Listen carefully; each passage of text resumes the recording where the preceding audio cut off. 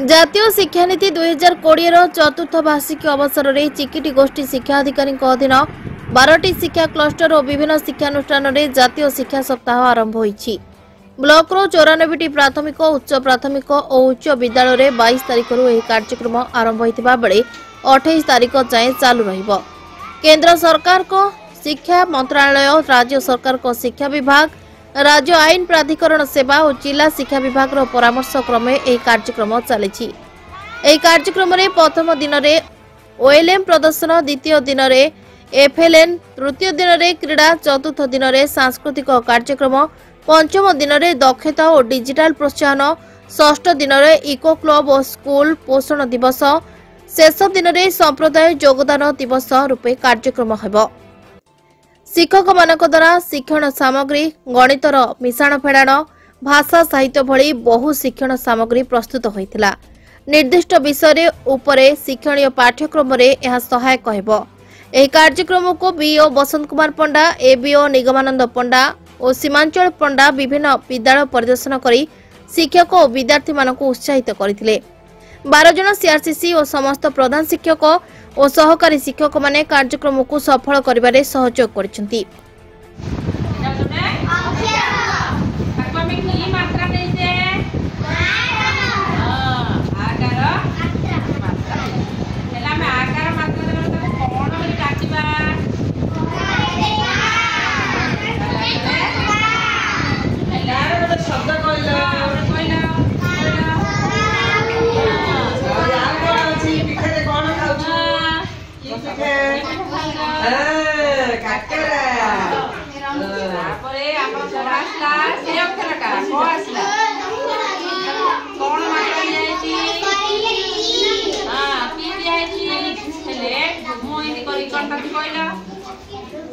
शब्द को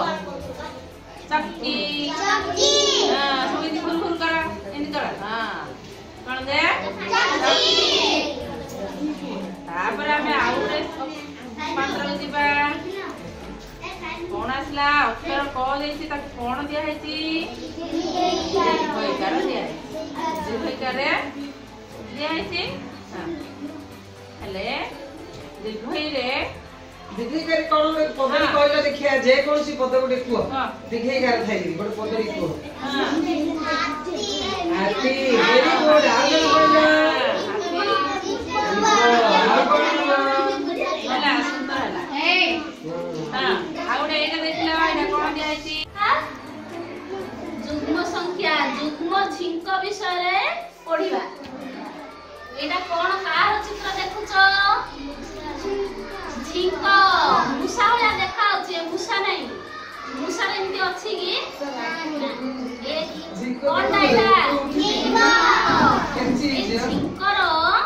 देखो देह रे केते गुडी संख्या अछि ना संख्या जाको पढिया केते 2